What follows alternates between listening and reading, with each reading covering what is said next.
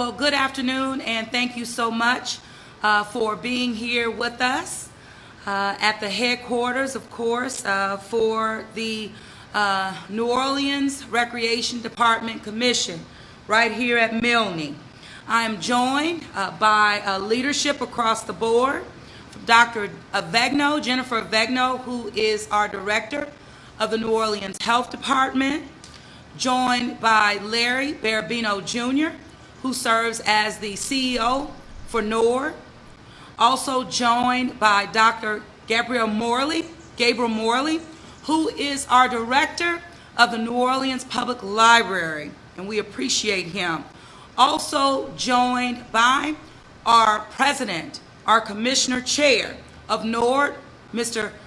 Brian Igana, in addition to Ms. Emily Wolf, who serves as the director of the Mayor's Office of Youth and Families. It takes a team to pull things together, and we are prepared to kick off how we're going to service children for the summer of 2020. So we're excited, even as we have made tremendous progress dealing with COVID-19, being able to flatten the curve, of course. That only became possible by the commitment from our residents who demonstrated that they trust themselves, they trust community as a whole, they've demonstrated civic trust, in addition to trusting data and science that has led us to where we are today with this wonderful announcement to kick open and to really start the season and let you know what that will look like for the summer of 2020. Without further ado, I'm going to ask Dr. Jennifer Avegno, who has guided the city, guided me as mayor in making decisions to keep our city safe, and more importantly, as it relates to our children and families throughout our city. Dr. Avegno is like me. We're both mothers. And making sure that we had something for our kids to do over the summer has really been a priority for us, but making sure only if it's safe to do so. So because of the gains that we've made as a community, we're able to share a little bit more how we're going to service our young people throughout the summer. So with that, Dr. Avegno, and I'll come back in. Doc?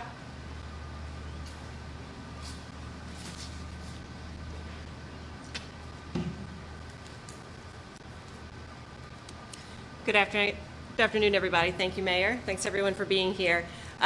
It goes without saying that because of COVID-19, this summer is going to look a little different for kids and families.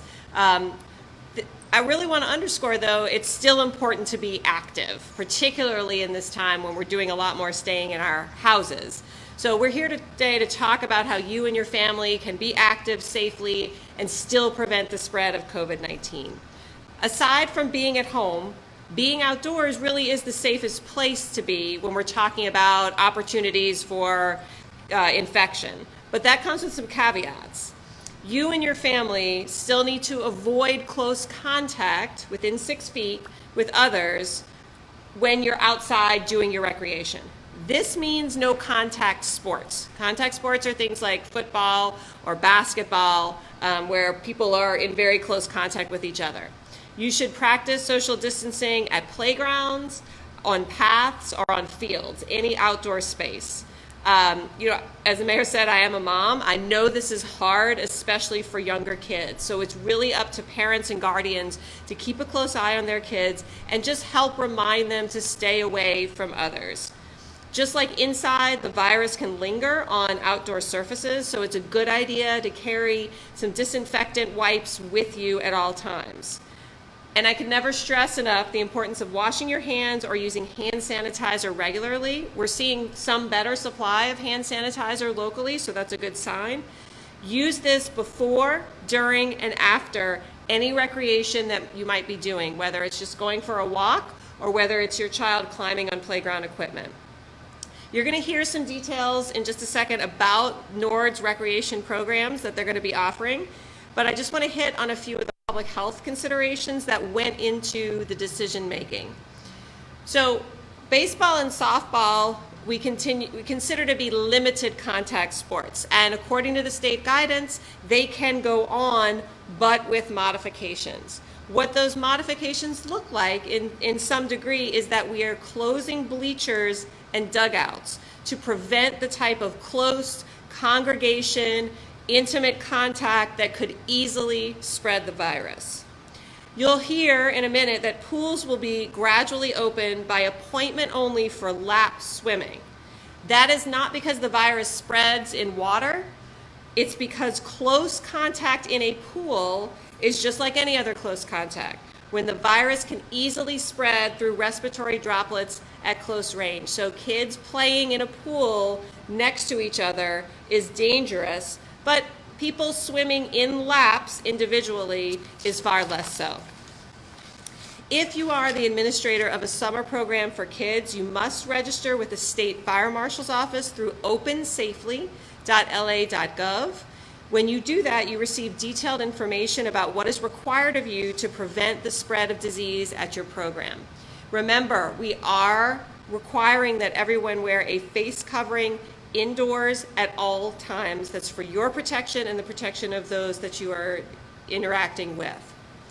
We've talked about gatherings of a household size or having your phase 1 crew, with a C, not a K, a couple of times. And I want to keep reiterating that it's incredibly important to limit the number of people with whom you come into contact, and that goes for your kids too. Choose a very small and consistent group of friends that your kids will interact with over the summer. Encourage them to do outdoor activities and still maintain social distance. Riding bikes, going for walks or skateboarding, scootering 6 feet apart. That's things that kids like to do and can easily do safely. I would still very much recommend against prolonged close contact between kids like sleepovers. The longer and closer an interaction, the higher the likelihood of disease transmission that your child could bring back to you or other children could bring back to their homes where there may be vulnerable people. This can be really hard for kids to understand, and I know because I've had these conversations with my own. I know they really want to see their friends, and there are safe ways to do that. So just talk to them, remind them that they're helping to keep other people healthy by still sticking to these restrictions. Because of our incredible partnerships with LCMC, LSU Health Sciences, and the CORE Foundation, we are now offering more COVID-19 testing than ever before. We also have Ochsner Health Systems who are doing other testing, again, in partnership with the city. So we have some of the most robust testing anywhere in the world. We've removed all barriers and criteria for testing. Anyone can get tested at one of our mobile sites. Tomorrow, we're going to be in the Desire neighborhood and in the Lafitte neighborhood. There will also be testing in Mid-City at St. Anthony of Padua Church. Testing continues to be one of the most important tools in our fight against COVID-19, and it's only through extremely strong testing numbers that we can truly understand the impact on our community and whether we're continuing on our positive trajectory or needing to take a pause. So I encourage everyone to get tested, especially our families. Thank you, and I'm really excited that we are going to be able to have summer camp programming and excited for you to hear about it.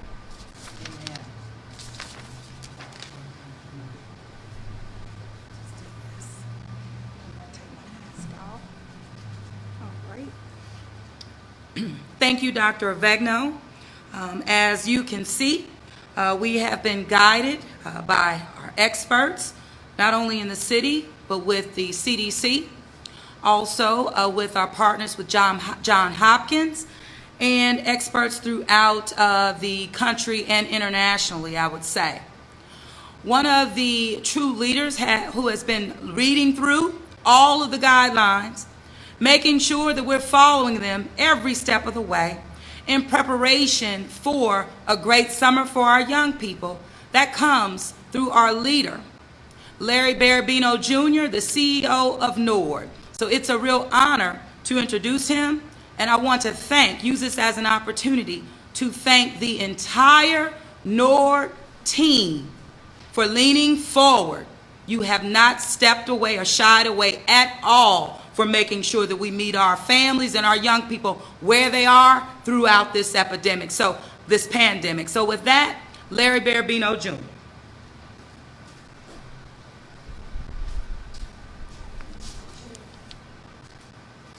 Good afternoon, everyone. As the city reopened in phase 1 on Saturday, May 16th, so did Nord. We opened in a modified version as it relates to programming and facilities. We're opening our 4 natatoriums in phases for, as Dr. Avegno indicated, for lap swim only. And the first one opened on Monday, which was Gertown Swimming Pool. We have also opened our tennis facilities, Atkinson Stern and Joe Brown. Everything, of course, is scheduled with reservations to ensure that we're limiting the number of people that's at the facilities, and also that we're ensuring that our visitors are able to follow the social distancing guidelines. We are also, right now, my athletic team is putting together a pilot program, so we're about to look at opening baseball and softball for our youth to ensure that, of course, all of the guidance and guidelines are followed to ensure the safety of our players, our parents in particular, our staff, our coaches, our volunteers, and our officials. We're saying that, let's talk about summer camps. Beginning on Monday, June 15th, NOAA will begin hosting summer opportunities for our youth and teens. NOAA began reopening our facilities, as I indicated, in phase 1 on Saturday, May 16th, with our playgrounds opening. And our playgrounds that have our site facilitators will be the ones where the outdoor play structures are available. Those playgrounds without those structures will be taped off until either phase 2 or a later notice. Due to CDC guidelines, social distancing measures, the 9-to-1 camper instructor ratio, and a 25% capacity, there will be a reduction in the number of camps offered as well as youth and teens served this summer. NORD camps will operate for up to 6 weeks, starting on June 15th and ending on July 24th. Our hours of operation will be 9 a.m. to 3 p.m. on Mondays through Fridays. NOAA began summer camp registration on March 7th and continued registration online up until May 7th during the COVID pandemic. Currently, there's a waiting list for youth and teen camps. All camps are at capacity due to the 9-to-1 ratio and a 25% capacity. However, we ask our parents to still visit NORD's website at nordc.org for the more up-to-date information as we continue to move forward with our camps. Or they can contact the NORD main office at 504-658-3252. Youth summer camps are offered by NORD and community partners for youth ages 4 to 12. There's a total of 20 youth camps this summer, which is a reduction from 34 camps pre-COVID. NORD teen summer camps offered for teens ages 13 to 15. And there's a total of 16 camps offered this summer, which is a reduction from 10 pre-COVID-19. Teen camps will operate in 2 sessions to accommodate spacing. Teen camp participants will receive stipends for daily attendance, but at the end of the completion of camp, instead of bi-weekly as in the past. NORD is currently working alongside with the city's health department that's led by Dr. Avegno, and in accordance with all CDC guidance, in preparation to operate a modified summer camp this year. The health and safety of our campers, as well as our staff, is our top priority. Summer camp operational guidelines are in accordance with Phase 1 camps and child care guidance. Curbside drop-off and pickup only. No parents or visitors will be allowed in the facilities. Temperature checks will be conducted daily before anyone enters into a facility, and anyone with a temperature over 100 degrees or higher will not be allowed in the building and will be sent home. Campers will be placed in groups of 10, 9 campers to 1 instructor. All campers will remain in the small groups throughout the duration of the camp while practicing social distancing. Camp staff will be required to wear face coverings. All sites will be deep cleaned on a daily basis and periodically throughout the day as the groups move around the facilities. There will be no field trips, no contact sports, and as Dr. Avegno indicated, there will be no group swimming for our camps. We will take advantage of our facilities and move a lot of our programming to our outdoors areas as much as possible. And we'll keep you all posted on any additional updates that come up as we move forward with our camps. Thank you. Larry, you want to add about the playgrounds, how you be phasing them in and Yes. opening and all? Yes, as it relates to our playgrounds and phasing them in, basically what we're doing is we're bringing our site facilitators back online, who then will monitor and maintain their playgrounds. As they're coming back online, we will work with our kids and groups as for baseball and softball first. We will continue to practice social distancing. We will also make sure that at our playgrounds, we will have hand sanitizers. Also, we're right now working to ensure that we're putting hand sanitizer stations at our large facilities, such as Joe Brown Complex, such as Lafitte Greenway, and Berman complexes. We're ensuring that there will be, throughout the complex, hand sanitizing and our hand washing stations. Also with that, we will continue to work with our volunteer coaches to ensure that they're getting the proper training and proper guidance as it relates to working with our youth.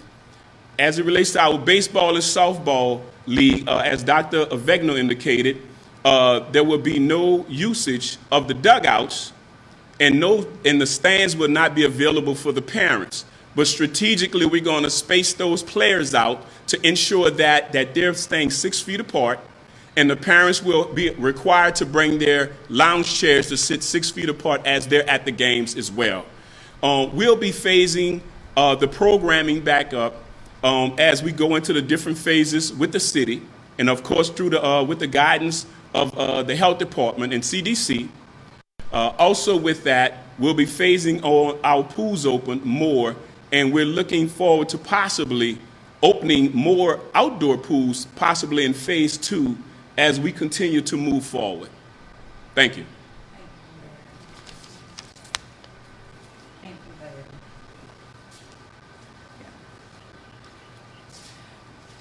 Thank you again, Larry. And also know that our playgrounds, as they are coming back online, they will be cleaned adequately daily. Proper signage will also go up, instructing parents that in between play and as they play, still practice cleaning those hands, using that sanitizer, regardless of how often the city is cleaning and maintaining the playground equipment. With that, a very key component in the city of New Orleans and to every community throughout our city, that is our New Orleans Public Library. And it's being led by Dr. Gabriel Morley. And I just want to thank Dr. Morley and all of our librarians, our whole team of NOPL, who kept programming going throughout as we've adjusted and moved through and working through this pandemic. But the residents were in no way cut off from the incredible services offered by NOPL. So with that, I want to ask Dr. Morley to come and give you more information about NOPL. Dr. Morley.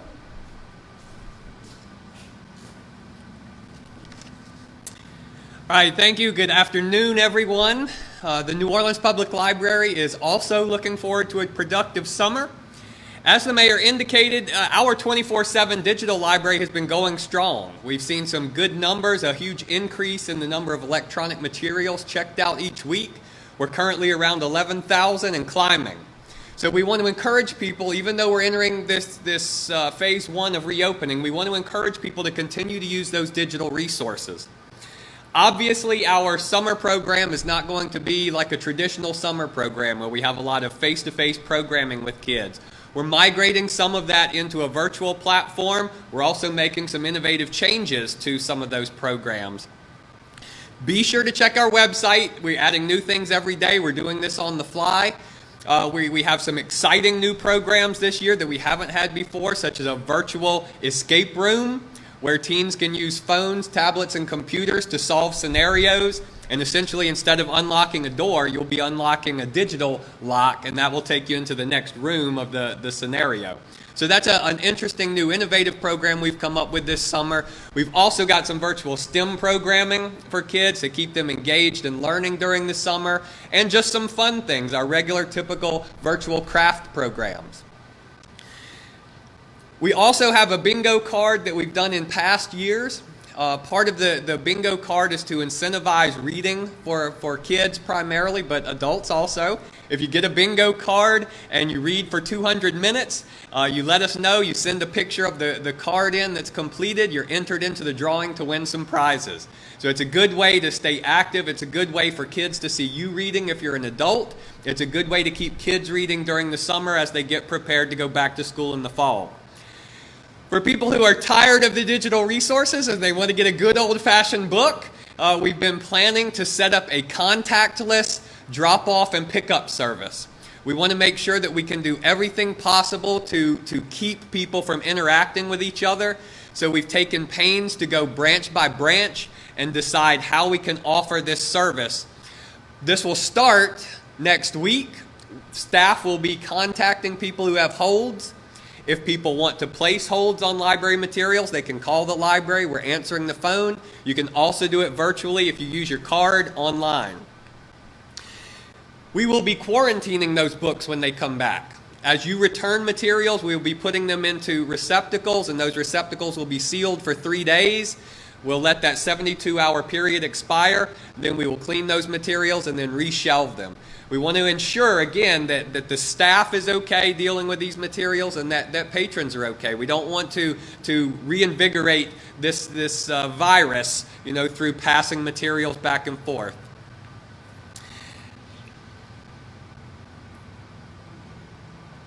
We don't have a timeline yet for reopening the building. Some of that is going to depend on how this phase of the project goes. It's also going to depend on what we believe will be able to stand up in some of our libraries. If you've been to the different libraries, you know some of them are wide open. It's easy to keep social distance. Some of them are a lot more blocky, and so it's going to be hard to keep people separated in those spaces. Staff is working through those issues on a daily basis to try and develop a plan per branch on how we can do that safely. So to reiterate, we don't have a timeline for reopening the buildings, but we are offering the contactless service. If your kids need books, you can call and say, hey, my kids need 10 books. We can grab 10 books off the shelf. You don't need to know specifically what those 10 books are.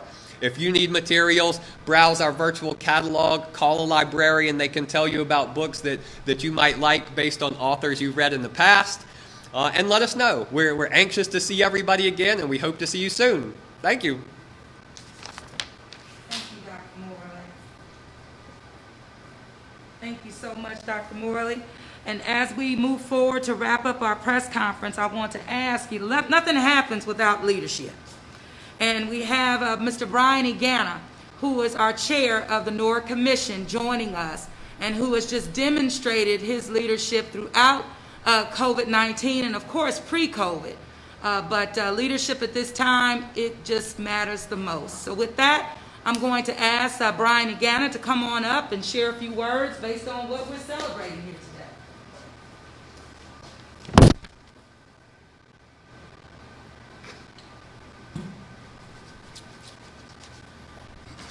Thank you, Madam Mayor, and good afternoon, everyone.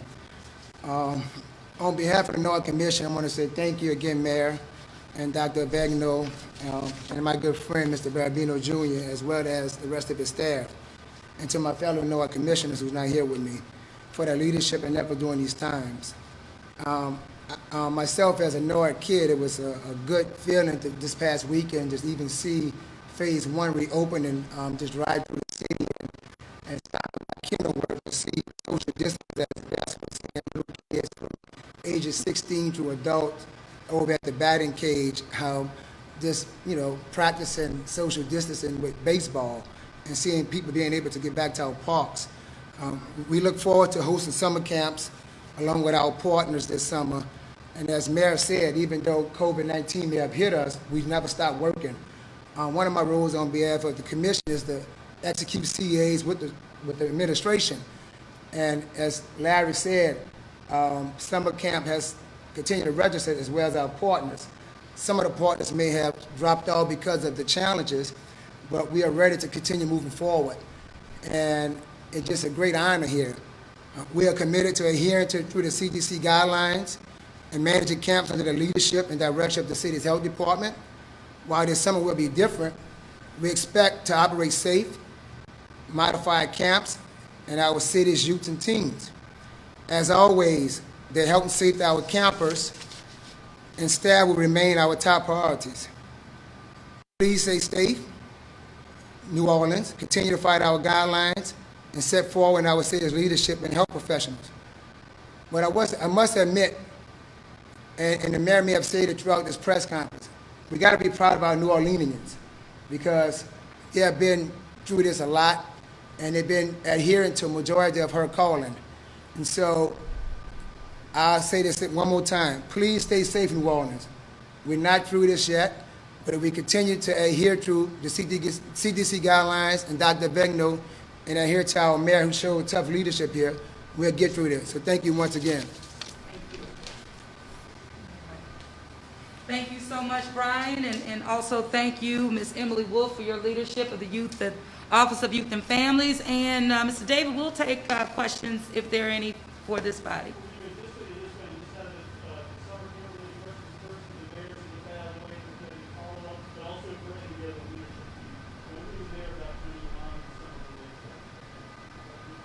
There's some slight reductions pre-COVID to COVID. Are you pretty happy with the amount of kids, the amount of services that are going to be out there this summer? Based on how the city of New Orleans was truly a hot spot, not only in the state of Louisiana, but the United States of America, we've come a mighty long way. And although, we have lost 500 of our residents, the forecasting and the modeling that we did put us on the path to losing over 1,300. So when I think about where we were and I understand where we are now, I'm excited to be able to offer some level of programming to our children and to our families who desperately need it. And particularly in Phase 1, more outdoor recreation, being able to keep these summer camps alive. And as Larry mentioned, we have not stopped since the start of my proclamation, which was March the 16th, and our first case being March the 9th. And one of the demands, and really what the expectations of me was that NORD continue to register families, register children. And while we were doing that, we were very clear to our parents that we couldn't promise you that the camps would be open. And we said that from the start. We can't promise you. We're going to follow the data that will give us a date. And we've done that. So to now be here, to be able to say, hey, camps are open, it means that we have done what we said that we would do and that we've demonstrated what is possible. And it's all because of this community. So I'm happy about it. And we will continue to work through those challenges as we move through this particular phase. And it also speaks to the reason why I did not put a date on the current or within the current proclamation. Because as we watch our data and as we continue to make progress, we'll phase things, into the progress that we're making, into recreation, into NORD and other things throughout the city.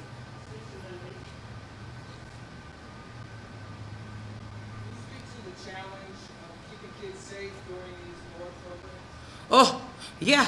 Well, one, it's the team, and this really started, with Larry and the leadership provided by Dr. Vegno, wanting to make sure that we combed through, took a real deep dive on all of the guidelines, and even looked at best practices, what other cities, what other countries have done. And we just took the time necessary to get familiar with what works, what doesn't work. Also, as it relates to the guidelines, of course, that we've adopted and embedded for summer programming. And so I think that we're on the right track of making sure that our kids are safe when they're in our care. And it's because of the time that the team took in terms of leadership to make sure that we get this right, because it's a matter of life and death if we don't. And so with that, I'm going to ask Larry to add to this, because it's been under his leadership and his team that made sure that we have been able to get to where we are right now. So Larry, you want to add on to that hard work? Sure. I definitely want to start by thanking my team. As the mayor indicated, where, portions of industry shut down, my leadership team, they were here working, whether we were in the office, socially distanced, whether we were working from home, but my team was definitely working. We were going through, we had Zoom calls with NRPA, National Parks and Recs, every Friday. Zoom calls with Louisiana Recs and Parks every Thursday.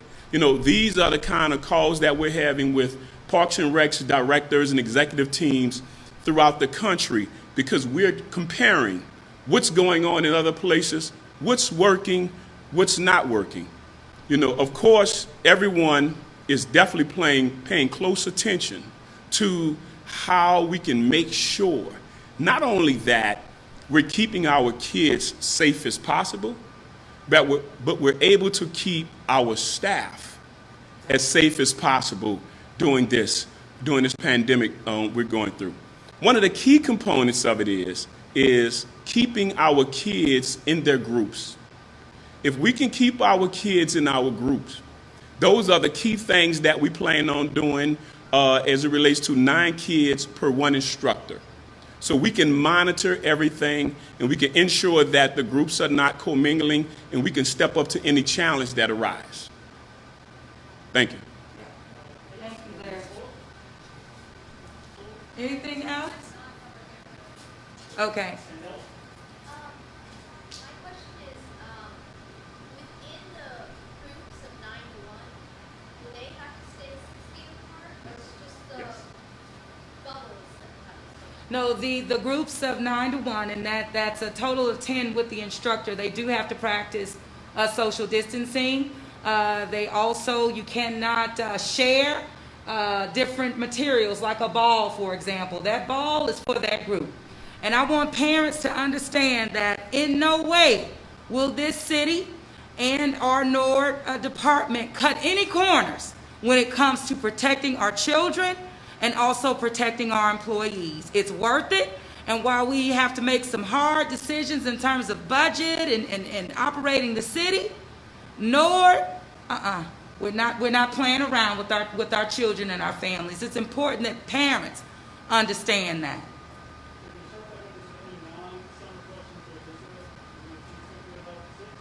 Okay, well, thank you all so much. And then we'll regroup just for more questions that you may have that are non-specific, to this issue. Okay, thank you.